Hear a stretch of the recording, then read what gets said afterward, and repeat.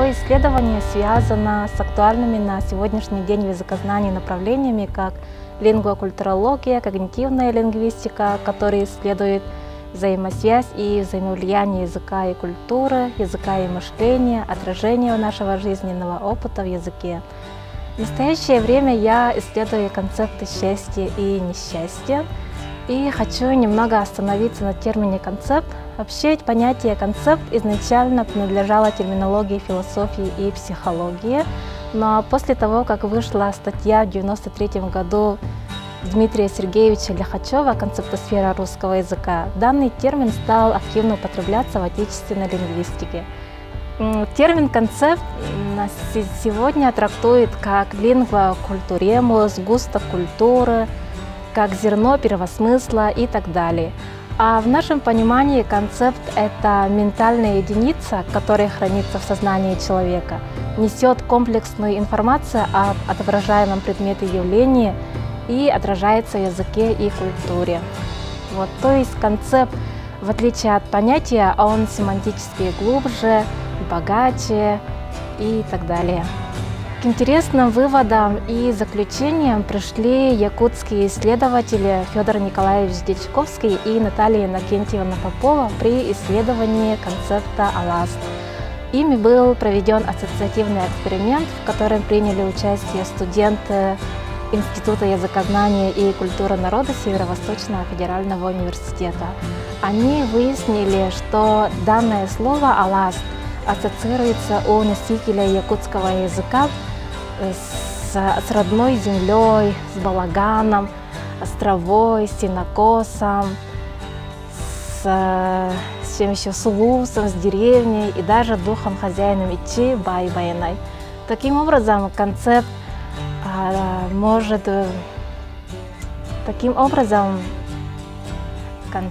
можно считать, что это не просто слово, не просто понятие, а он именно отображает ментальность народа и культуру народа. Так вот, исследуемые мною понятия счастья и несчастья, несмотря на то, что это универсальные понятия, они тоже отображают культурную ментальность народа. Традиционные представления якутов о счастье и несчастье связаны с древними мифологическими, религиозными, этническими воззрениями. Все, что происходит на Земле, все явления природы, все несчастья и неудачи имели свои причины. Поэтому в старину с большой осторожностью произносили разные слова. Они, по их понятиям, слово было исчелях, то есть само по себе имело какую-то внутреннюю силу и привлекало внимание духов. Якуты верили, что болезнь могут принести злые духи, или они могли как-то воздействовать на человека, если человек не соблюдал каких-то определенных правил. То есть всякая болезнь расценивалась как знак недовольства духов, а трагическая смерть считалась следствием их гнева. Потому каждое слово произносилось с большой осторожностью, и чтобы счастье и удача всегда сопутствовали, человек должен был придерживаться каких-то определенных норм, правил и предписаний. Якуты говорили «бга этимя, бга сангарама», то есть «не навораживай худое, не накликай беду».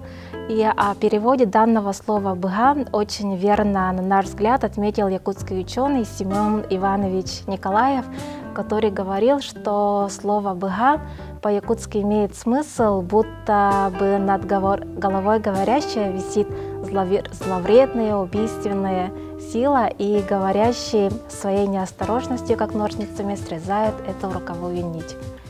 Чтобы узнать, с чем ассоциируется у современных якутов понятие счастья и несчастья, мы провели ассоциативный эксперимент. В этом эксперименте приняли участие более 500 человек разных возрастов, от 18 до 90 лет. И мы выяснили, что счастье у якутов ассоциируется с такими универсальными понятиями, как семья, дети, здоровье, любовь. Также были какие-то национально-специфические ответы. Например, счастье ассоциируется с исыхом, с родной землей.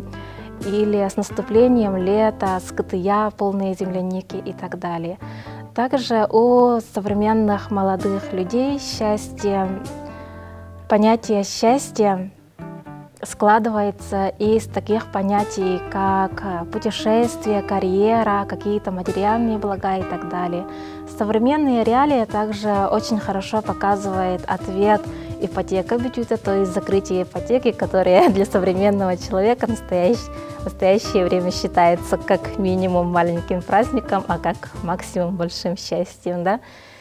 И вот в заключение хочу сказать, что, как я отметила выше, несмотря на то, что счастье и несчастье — это универсальные, базовые понятия, они отображают культурную национальность народа, а направления, в рамках которых ведутся данные исследования, они помогают раскрытию именно культуры и традиции этноса. Всех поздравляю с Днем родного языка и письменности. В честь этого события хочу пожелать всем любить родной язык, учить его, относиться к нему бережно и с уважением, так как именно родной язык является мостиком, связующий нас с нашими истоками, с историей и отражает нашу культуру и традиции.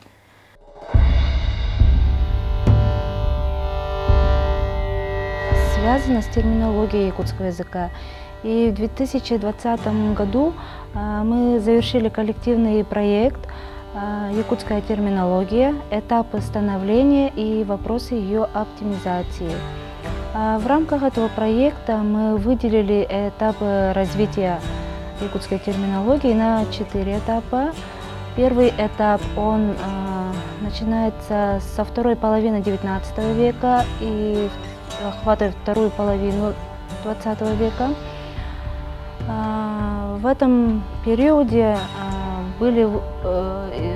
было издано 3 словаря, 2 якутско-русских, 1 русско-якутский.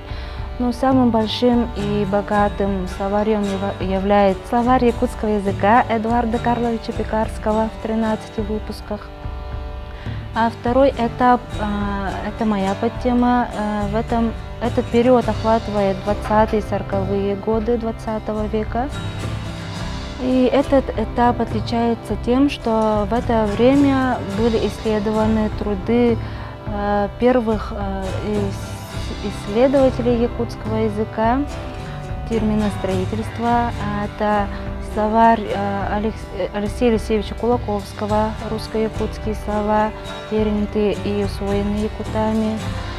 Это фонетическая теория Семена Андреевича Новгородова, в честь которого мы отмечаем День родного языка.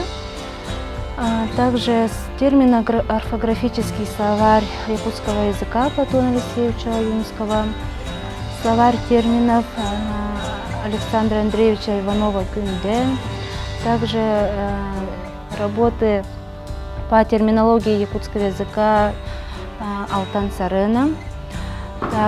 Третий этап – это индустриальный переходный этап. Этот этап исследовала Александра Спартаковна Акимова. Этот этап отличается тем, что в это время было заимствование русского языка, было забвение нашего родного языка.